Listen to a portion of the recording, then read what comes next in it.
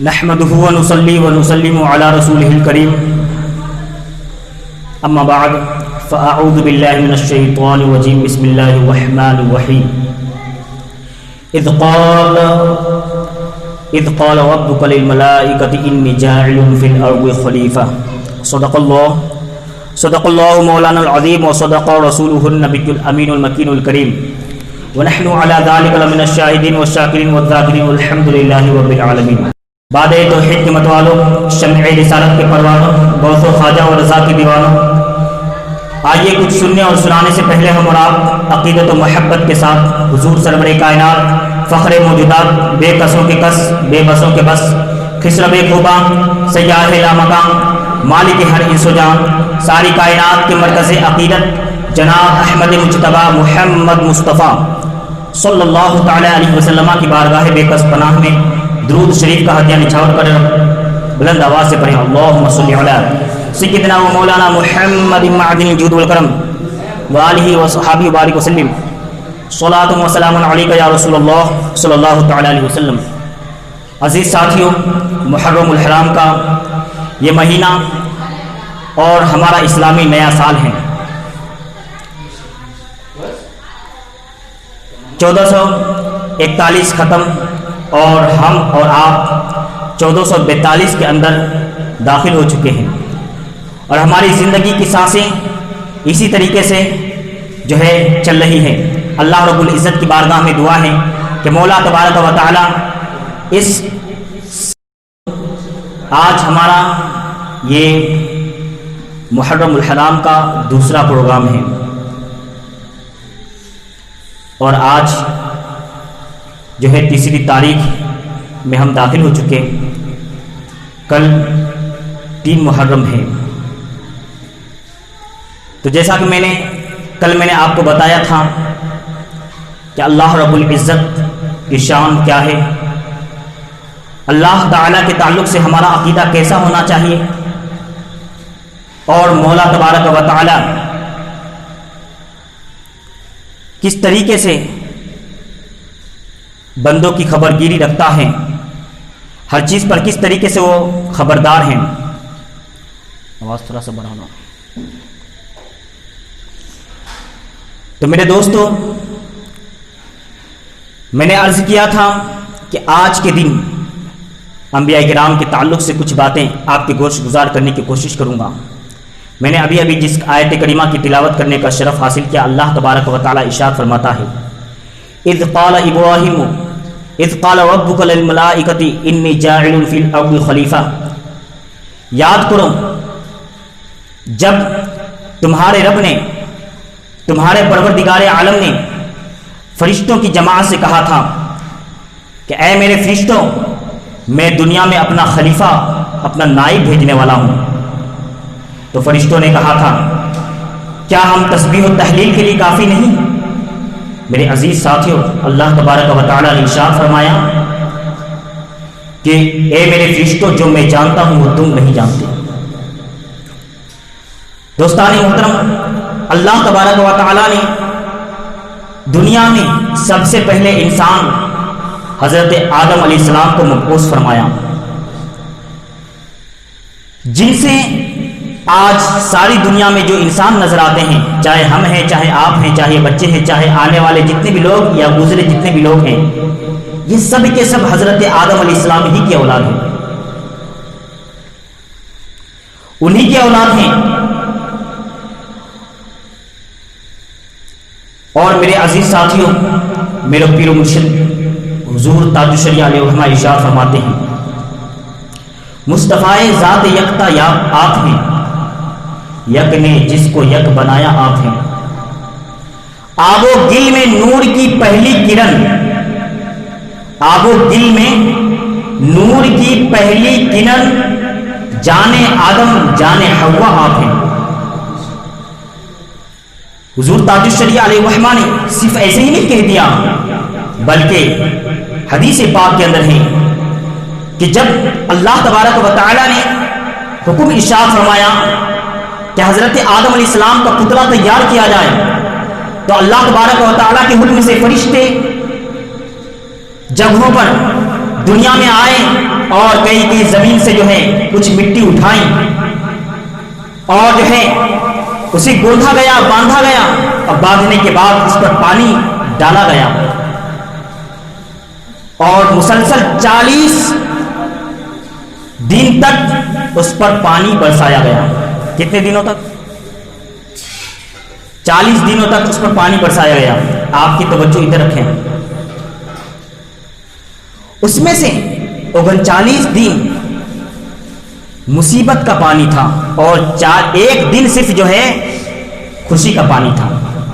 اس لیے انسان کی زندگی میں خوشیاں کم ہے، مصیبتیں زیادہ ہیں، بلا و مصائب میں انسان زیادہ گرفتار ہوتا ہے اور اس کی زندگی میں خوشیاں کم آتی ہیں۔ پھر جب حضرت آدم علیہ السلام کا پتلا تیار ہو گیا تو اللہ تبارک و تعالی نے روح کو حکم ارشاد فرمایا، اے روح آدم کے پتلے میں داخل ہو جا۔ مگر جب روح آدم کے پتلے میں گئی تو جانے کے بعد فوراً نکل گئی، کیونکہ وہاں پر پتلے کے اندر اندھیرا ہی اندھیرا تھا، نکل گئی۔ اللہ نے پھر حکم ارشاد فرمایا، اے روح آدم کے پتلے میں داخل ہو جا۔ گئی، پھر نکل گئی۔ پھر اللہ تبارک و تعالی نے میرے حضور تاجدار مدینہ راحت قلب و سینہ صلی اللہ تعالی علیہ وسلم کے نور کو حضرت آدم علیہ السلام میں داخل فرمایا اور اس کے بعد اس روح سے ارشاد فرمایا، اے روح اب حضرت آدم علیہ السلام کے پتلے میں داخل ہو جا۔ اتنا کہنا تھا، وہ روح جو ہے آدم علیہ السلام کے پتلے میں داخل ہوتی ہے، پہلے جیسے ہی داخل ہوتی تھی تو نکل جاتی تھی، دوسری مرتبہ بھی داخل ہوئی تو نکل گئی، تیسری مرتبہ بھی داخل ہوئی تو نکل گئی۔ مگر جب میرے آقا علیہ السلام کا نور جو ہے حضرت آدم علیہ السلام کے پتلے میں داخل کیا گیا، اب اس کے بعد اس روح کو حکم دیا گیا، اے روح اب تو داخل ہو جا۔ تو جو روح پہلے نکل جاتی تھی اب وہ نکلنے کا نام نہیں لے رہی تھی۔ تب جب اس بات پر میرے تاج الشریعہ کی، میرے پیر و مرشد کی نظر پڑتی ہے تو ارشاد فرماتے ہیں، آب و گل میں نور کی پہلی کرن، یعنی آقا علیہ السلام کا نور جب حضرت آدم علیہ السلام آب و گل کی منزلیں طے کر رہے تھے تو میرے آقا علیہ السلام کا نور ان میں داخل کیا گیا، تو نتیجہ کیا نکلا؟ نتیجہ یہ نکلا کہ جانے آدم یا رسول اللہ آپ ہے اور جانے حوا یا رسول اللہ آپ ہے۔ میرے عزیز ساتھیوں، دنیا میں یہ دنیا دار الملام ہے، دار الامن نہیں، دار السلام نہیں، جنت دار السلام ہے، امن و شانتی کا گھر ہے جنت، جنت سکون کا گھر ہے، مگر دنیا مصیبتوں کا گھر ہے، دنیا بلاؤں کا گھر ہے۔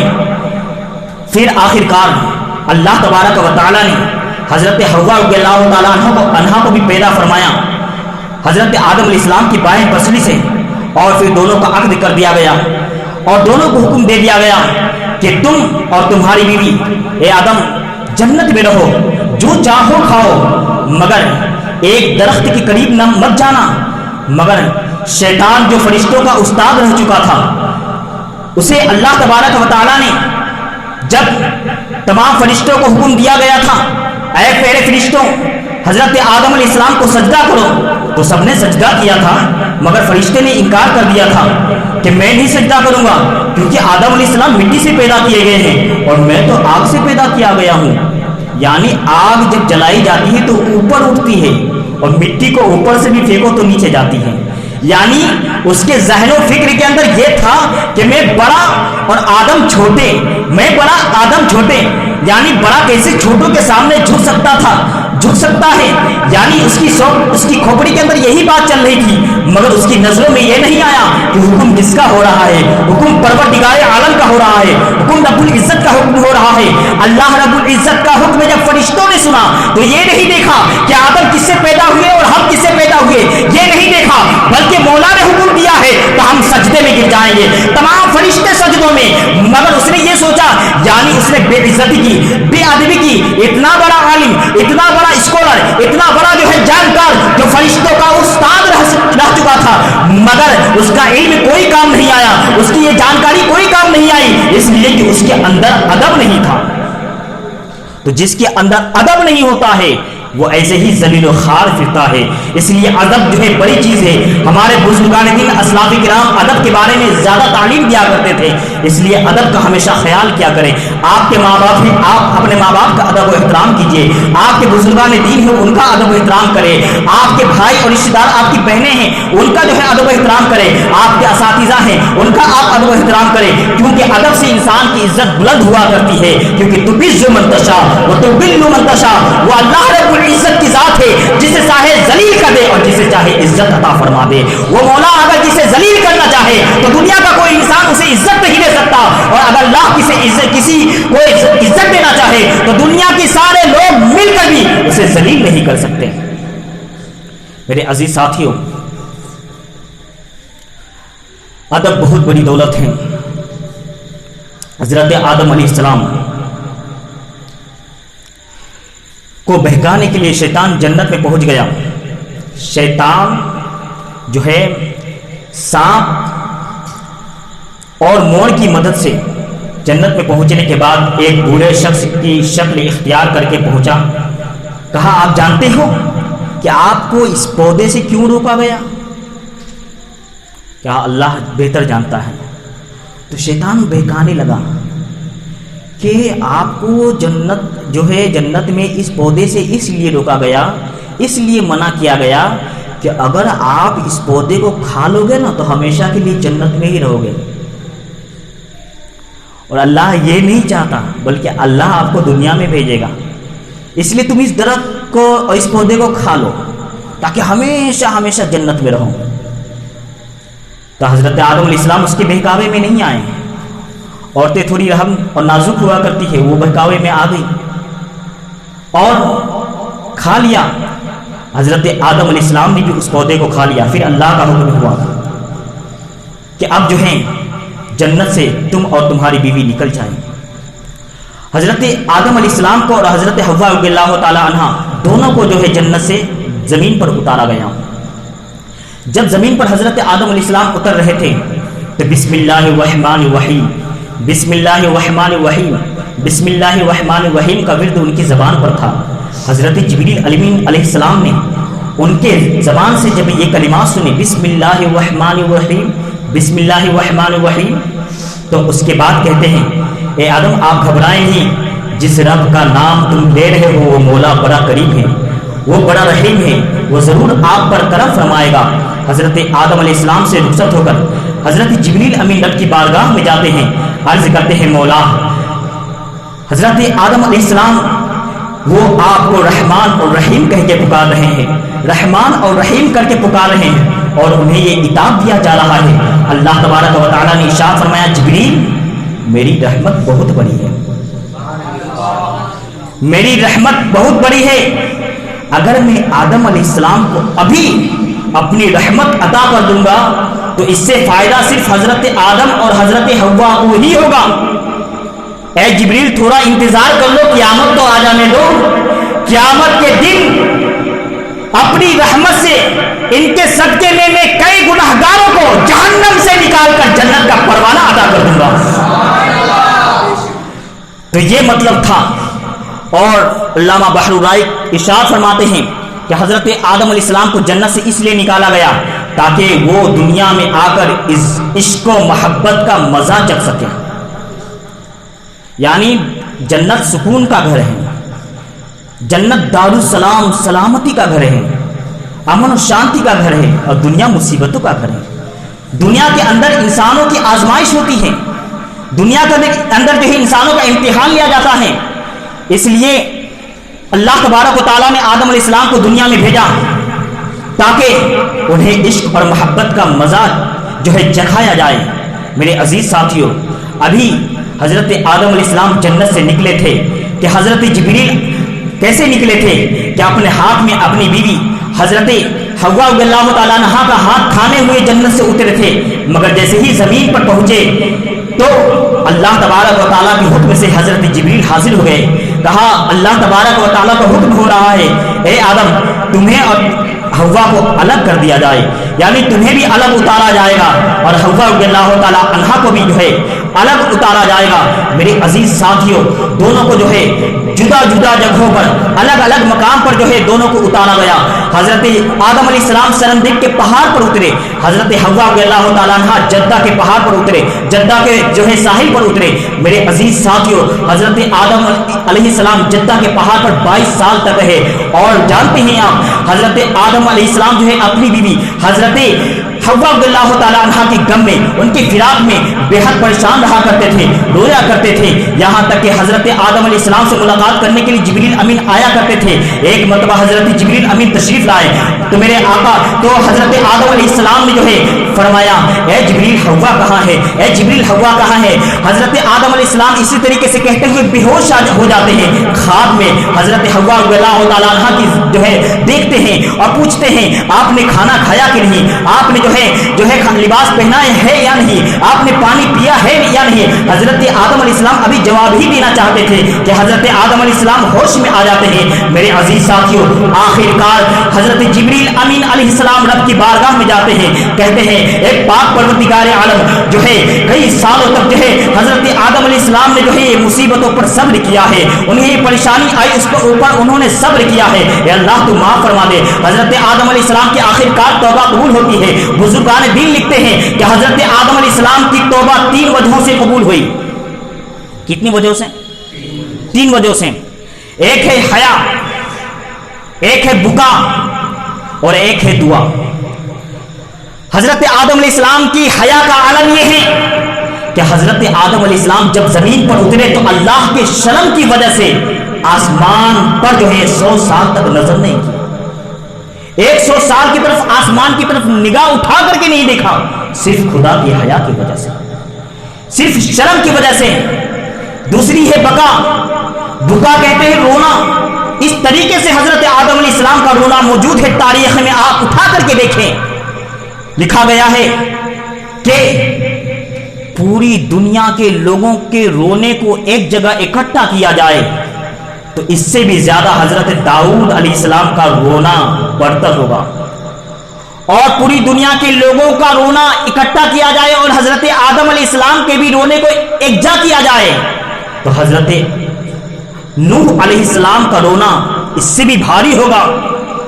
और अगर पूरी दुनिया के लोगों का रोना इकट्ठा किया जाए, उसी में हजरत नूह अलैहिस्सलाम का रोना भी इकट्ठा किया जाए, उसी में दाऊद अलैहिस्सलाम का रोना भी इकट्ठा किया जाए तो इससे भी भारी हजरत आदम अलैहिस्सलाम का रोना मौजूद होगा। यानी इस तरीके से रोते थे, इस तरीके से रोते थे, आंखों से एक सैले रवा जारी था। यहां तक के मुर्गाने हवा ने एक मर्तबा उनके आंखों से अश्क को जो है चूस लिया।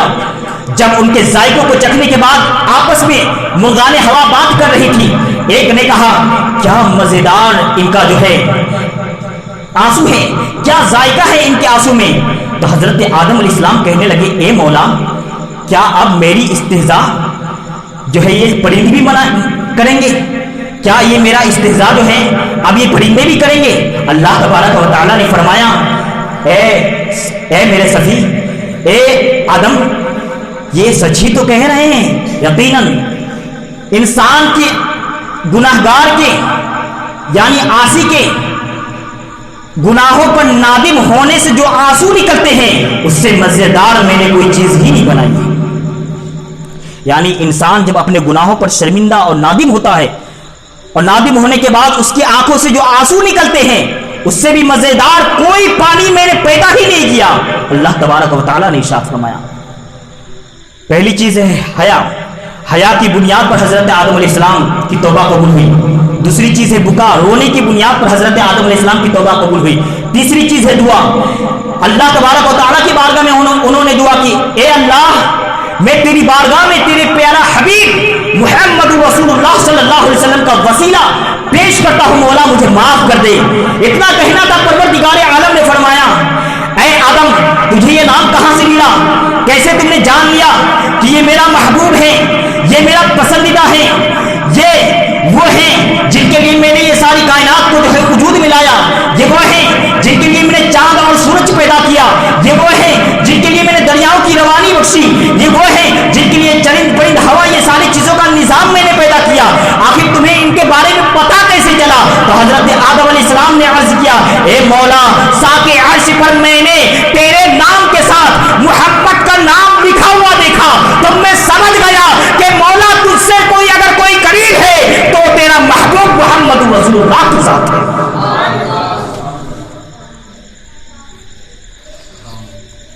मेरे अजीज साथियों, हजरत आदम अलैहिस्सलाम ये पैगाम देना चाहते हैं। आज कुछ किस्म के लोग ऐसे भी निकले हैं कीड़े मकोड़ों की तरह, वो कहते हैं वसीला से क्या होता है, क्यों अल्लाह वालों की बारगाह में जाते हो, क्योंकि गौस पाक के वसीले से मौला माफ कर दे, गरीब नवाज के वसीले से मौला माफ कर दे, क्यों कहते हो? डायरेक्ट अल्लाह से मांगो, डायरेक्ट अल्लाह से मांगो, डायरेक्ट अल्लाह से मांगो। उन बेवकूफों से कहो, बिना सीढ़ी चढ़े तो तुम छत पर नहीं चढ़ सकते, तो उस मौला की जात तक पहुंचने के लिए बिना औलिया अल्लाह के वसीले से कैसे पहुंच सकते हो? इसलिए कहा ना, बेवसीला नजदी हरगिज खुदा मिलता नहीं, वसीले मौला चाहते हो तो वसीला ढूंढ लो। मेरे अजीज साथियों, हजरत आदम अलैहिस्सलाम की तौबा कबूल होती है, फिर जो है अभी तौबा कबूल ही हुई और जो है कुछ सांसें ली कि जो है एक और उन पर मुसीबत आ गई। वो मुसीबत काबिल का हाबिल को कत्ल करना है। मैंने मुकम्मल तफसील के साथ पिछले साल मैंने इस पर तफसीरा किया था। आओ मैं जो हजरत इब्राहिम अलैहिस्सलाम के इब्तिला की कहानी में आप तक पहुंचाना चाहता हूं। मेरे अजीज साथियों, नमरूद बहुत बड़ा बादशाह था। कुछ बादशाह ऐसे गुजरे हैं जिन्होंने पूरी दुनिया के अंदर हुकूमत की है। उनमें कुछ मुसलमान रहे हैं और कुछ काफिर रहे हैं, और उन्हीं में से काफिरों में से नमरूद है। नमरूद ने पूरी दुनिया के अंदर जो है उसकी हुकूमत कायम थी, मगर अल्लाह तबारक व तआला किसी को कुछ ओहदा देता है तो इंसान को तकब्बुर हो जाता है, घमंड में वो मुब्तला हो जाता है। घमंड इतनी बुरी चीज है, मेरे आका अलैहिस्सलाम इरशाद फरमाते हैं, किसी के दिल में राई के दाने के बराबर भी अगर घमंड होगा तो अल्लाह ताला उसे जन्नत में दाखिल नहीं करेगा। इतनी बुरी चीज का नाम है घमंड, इतनी बुरी चीज का नाम है तकब्बुर। मगर आज हम इसे हलवा और मिठाई समझकर खाया करते हैं। आज तकब्बुर को हमने जो है अपने सरों पर सजा के रख लिया है। मेरे अजीज साथियों, तकब्बुर जैसी बुरी चीज को हम अपने दिलों से निकालिए, इसको खत्म कीजिए। बड़ी बहुत बुरी चीज है। तो ये अल्लाह तबारक व तआला ने नमरूद को पूरी दुनिया की सल्तनत अता की, मगर उसे घमंड आ गया, उसे तकब्बुर आ गया। वो अपने पास जो है काहिन और नजूमी को रखा करता था। काहिन और नजूमी आसमान के सितारों, आसमान की चाल से पता लगा लिया करते थे कि कौन सा मौसम अच्छा आने वाला है, कौन सा मौसम खराब आने वाला है, कब जो है बारिश आएगी, कब जो है, यानी इस तरीके से जो उनके पास इल्म मौजूद था। वो अपने पास ऐसे लोगों को रखा करता था। एक दिन उस नमरूद ने ख्वाब में देखा कि सूरज, उसने ख्वाब में देखा कि चांद के सामने एक सितारे की रोशनी मांद पड़ गई है। एक सितारे के सामने चांद की रोशनी मांद पड़ गई है, यानी एक सितारा ऐसा रोशन और ऐसा मुनव्वर हुआ है जिसके सामने सितारे चांद जो है शर्मा गया है, जिसके सामने चांद की कोई हैसियत नहीं, जिसके सामने चांद की रोशनी फीकी हुई नजर पड़ती है। उसने जब ये ख्वाब देखा तो चौंक गया। आखिरकार नजूमी और काहिनों के पास जो उसके पास रहा करते थे पूछा कि मैंने ऐसा ऐसा सपना देखा है, ऐसा ऐसा ख्वाब देखा है कि जो है चांद जिसके सामने शर्मा गया है, ऐसा सितारा मैंने तुलू होते हुए देखा है। आखिर इस जो है ख्वाब का मकसद क्या है, क्या कहना चाहता है ये ख्वाब? तो उन काहिन और नजूमियों ने कहा कि तुम्हारी सल्तनत के अंदर एक ऐसा लड़का पैदा होगा जो तुम्हारी सल्तनत को बर्बाद कर देगा, जो तुम्हारी सल्तनत को निस्तो नाबूद कर देगा, जो तुम्हारी सल्तनत को खात्मे का बाइस बनेगा। मेरे बुजुर्गों दोस्तों, जब उसने ये बात सुनी तो पूरी सल्तनत के अंदर ऐलान कर दिया गया, जहां तक उसकी हुकूमत थी पूरी दुनिया के अंदर जो है उसने डंका पिटवा दिया कि इस साल जहां कहीं भी कोई बच्चा पैदा हो उसे फौरन मर्डर कर दिया जाए, उसे कत्ल कर दिया जाए, ताकि जब वो बच्चा ही कत्ल हो जाए جائے, بچہ ہی مر جائے تو پھر کون ہے جو اسے مٹائے, کون ہے جو اسے ختم کرے. یہاں تک کہ وہ نمرود تھا, نمرود نے خدا ہونے کا بھی دعویٰ کر دیا تھا کہ میں خدا ہوں, میں خدا ہوں, میرے سامنے عبادت کرو, میرا سجدہ کرو, میری عبادت اور میری بندگی اور میری تابعداری کرو. میرے عزیز ساتھیوں, جہاں بھی جو ہے لوگ تھے اس سال جتنے بھی بچے پیدا ہوئے اکثر بچے قتل کر دیے گئے, مگر اسے نمرود کو پتا نہیں تھا کہ جس کی حفاظت مولا کرے اسے کون مٹا سکتا ہے, یعنی جسے خدا رکھے اسے کون چکھے. ارے فانوس بن کے جس کی حفاظت ہوا کرے, ارے وہ شمع کیا بجھے جسے روشن خدا کرے. جسے خدا روشن کرنا چاہے دنیا کی کوئی طاقت ایسی نہیں جو اس کو مٹا سکے, کوئی طاقت ایسی نہیں. میرے عزیز ساتھیوں, کسی طریقے سے حضرت ابراہیم علیہ السلام کی ولادت ہوتی ہے, دھیرے دھیرے وہ پروان چڑھتے ہیں اور ایسی قوم میں ان کی ولادت ہوتی ہے جو قوم مشرک ہوا کرتی ہے, جو قوم شرک میں مبتلا ہوا کرتی ہے. میرے عزیز ساتھیوں, خود حضرت ابراہیم علیہ السلام کے چچا یہ اپنے ہاتھوں سے مورتیاں بنایا کرتے تھے, ان کی شکلیں تیار کیا کرتے تھے, ڈھانچہ تیار کرنے کے بعد بازار میں فروخت بیچ کر آیا کرتے تھے. میرے عزیز ساتھیوں, ایسے گھرانے میں حضرت ابراہیم علیہ السلام کا جنم ہوتا ہے. میرے عزیز ساتھیوں, حضرت ابراہیم علیہ السلام دھیرے دھیرے پروان چڑھتے ہیں. آخرکار حضرت ابراہیم علیہ السلام دیکھتے ہیں اپنی قوم کو کوئی جو ہے مورتیوں کے سامنے سجدہ کر رہا ہے, کوئی چاند کو اپنا خدا مان رہا ہے, کوئی سورج کو اپنا خدا مان رہا ہے, کوئی پیڑ پودوں کو خدا مان رہا ہے. معاذ اللہ معاذ اللہ. جب انہوں نے یہ ساری چیزوں کو دیکھا تو غور کر کے اپنی قوم میں اعلان فرمایا, اے لوگو, تم چاند کو سجدہ کرتے ہو, چاند کو تم اپنا خدا مانتے ہو جو صبح کے وقت ڈوب جاتا ہے. وہ چاند کیسا جو ڈوب جائے, وہ خدا کیسا جو ڈوب جائے. خدا تو وہ جو ہمیشہ جو ہے منور رہے, مگر وہ خدا ہو ہی نہیں سکتا جو ڈوب جائے. جب دن ہوتا ہے سورج نکلتا ہے, لوگوں کو دیکھا کہ اس کی بھی جو ہے عبادت ہو رہی ہے. کہا, اے لوگوں, تم سورج کو پوجا کرتے ہو, کیا سورج خدا ہونے کے قابل ہے؟ شام کا وقت ہوا تو سورج بھی ڈوب گیا. کہا, میری قوم, تم اس کو خدا مانتے ہو جو ڈوب جائے؟ کیا یہ خدا ہو سکتا ہے؟ مگر وہ قوم تھی ماننے کے لیے تیار نہیں. ایسی قوم تھی جو شرک اور کفر کے اندر بالکل سے جو ہے بس چکی تھی. آخرکار حضرت ابراہیم علیہ السلام نے کئی طریقے سے انہیں سمجھانے کی کوشش کی, مگر وہ قوم نہیں مانی. آخرکار انہوں نے کہا کہ تمہاری بتوں کی ایک دن میں خبر ضرور لوں گا. حضرت ابراہیم علیہ السلام نے دیکھا کہ ایک دن جو ہے میلہ لگا ہوا ہے ان مشرکوں کا. سارے لوگ بستیوں کو چھوڑ کر بہت دور میلہ دیکھنے کے لیے چلے گئے اور اپنی عبادت گاہ کو, عبادت خانے کو چھوڑ دیا. حضرت ابراہیم علیہ السلام نے دیکھا موقع بڑا اچھا ہے, فوراً گئے ایک کلہاڑی لے کر سارے بتوں کو توڑ دیا. کسی کے ہاتھ کو توڑا, کسی کے پیر کو توڑا, کسی کے ناک کو توڑا, اور ایک بہت بڑا بت تھا اس کے کندھے پر کلہاڑی کو رکھ دیا اور چلے آئے. جب قوم جو ہے اس میلے سے واپس آئی تو دیکھا کہ ان کے بتوں کا برا حال ہے. کہا, یہ معاملہ کس نے کیا, کس نے اس کام کو انجام دیا؟ خوب رونے لگی. قوم نے نمرود کے پاس جا کر جو ہے اس کی شکایت کر دی کہ بادشاہ سلامت, ایسا ہماری جو ہے عبادت, ہمارے معبودوں کے ساتھ ایسا معاملہ ہو گیا ہے. کہا, کس نے کیا ہوگا؟ تو ایک نے بتایا کہ میں نے ابراہیم کا نام سنا ہے, وہ اس نوجوان نے کہا تھا کہ ایک دن میں تمہاری بتوں کی ضرور خبر لوں گا, ہو سکتا ہے یہ کام اسی نے کیا ہو. نمرود نے کہا, ٹھیک ہے, اسے بلایا جائے.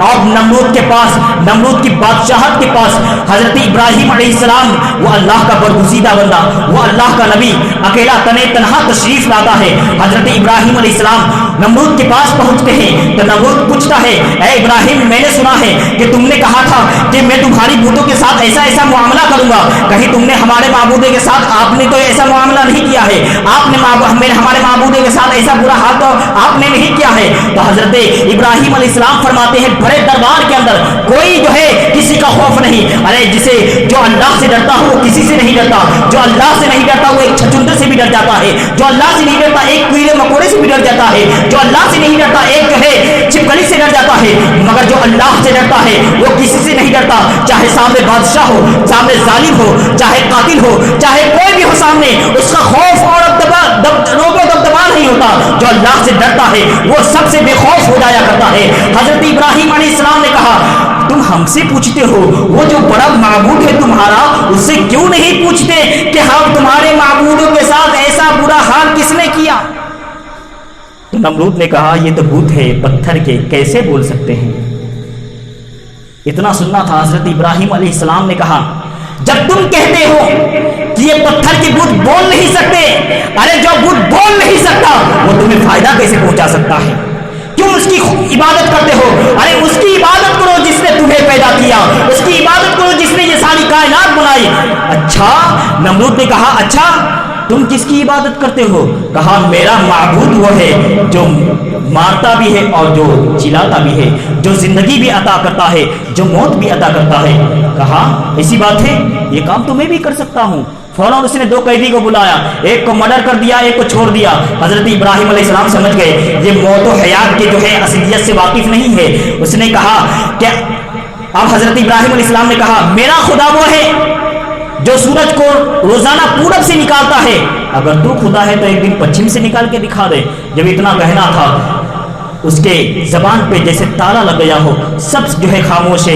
آخرکار جب ان کافروں سے کوئی جواب نہیں بن پایا تو حضرت ابراہیم علیہ السلام کو آگ میں ڈالنے کی انہوں نے کوشش کی, اور حضرت ابراہیم علیہ السلام کو بندی بنا لیا گیا اور ان کو جیل میں قید خانے میں ڈال دیا گیا, اور ایک آگ بھڑکائی گئی, بہت بڑی آگ, کئی دنوں تک اسے جو ہے اس میں آگ لکڑیاں جلائی گئی حضرت ابراہیم علیہ السلام کو ڈالنے کے لیے. آخرکار منجنیق کے ذریعے سے حضرت ابراہیم علیہ السلام کو ڈالا گیا.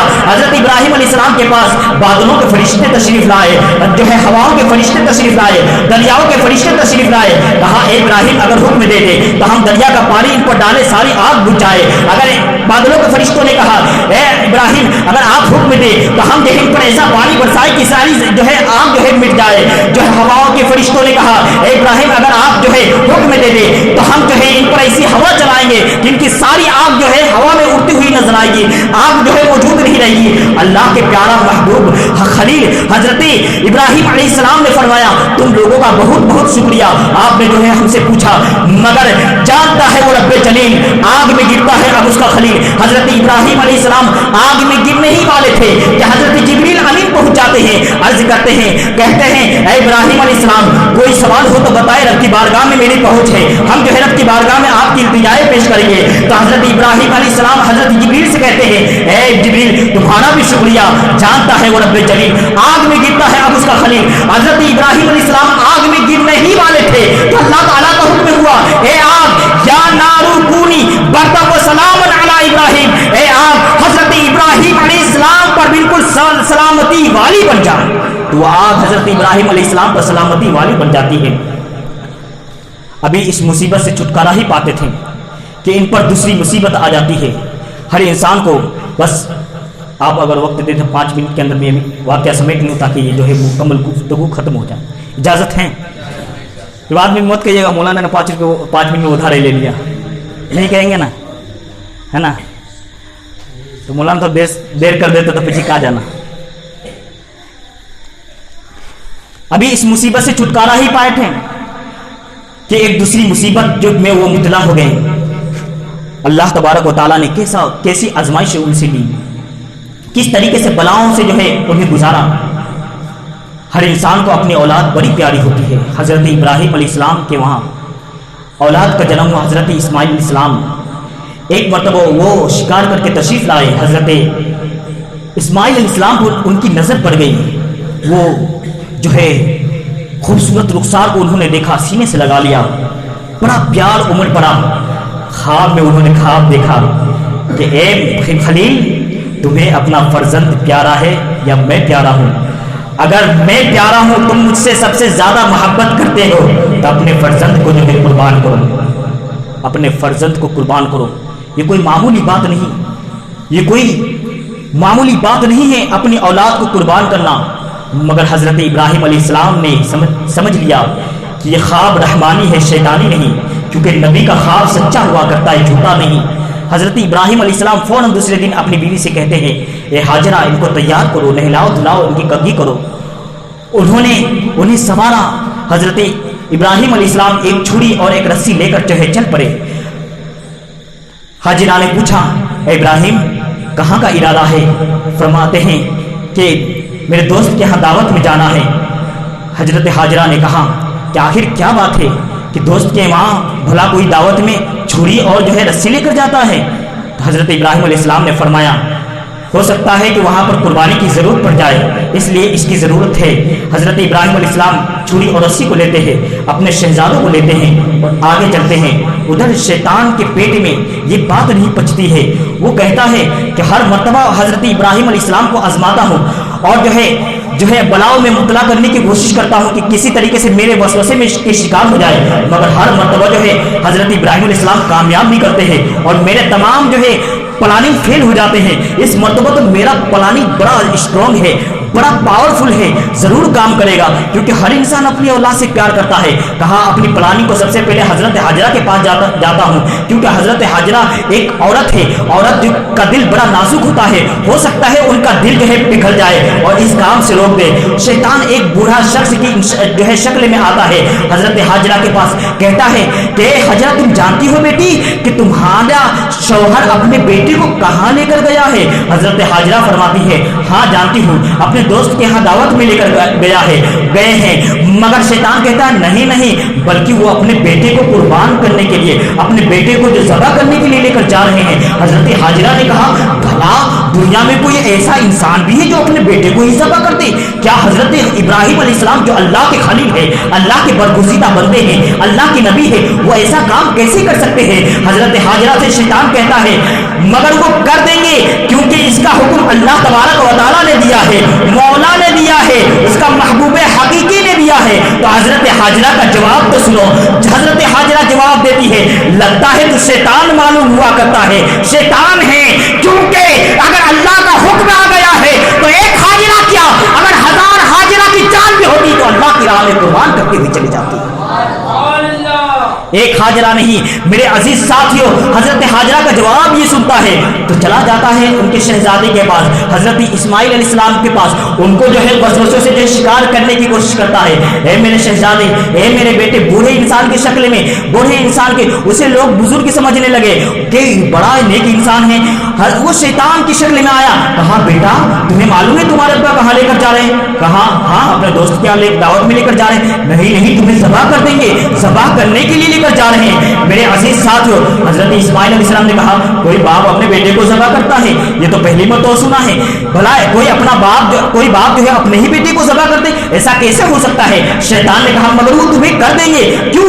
اس لیے کہ اللہ کا حکم ہو رہا ہے، اللہ کا حکم ہو رہا ہے۔ تو حضرت اسماعیل علیہ السلام وہ جواب دیتے ہیں، وہی جواب جو حاجرہ کا جواب ہوتا ہے۔ وہ کہتے ہیں کہ ایک اسماعیل تو کیا اگر 1000 اسماعیل کی جان بھی ہوتی تو اللہ کی راہ میں ایک کٹے میں قربان کرتا ہوا چلا جاتا۔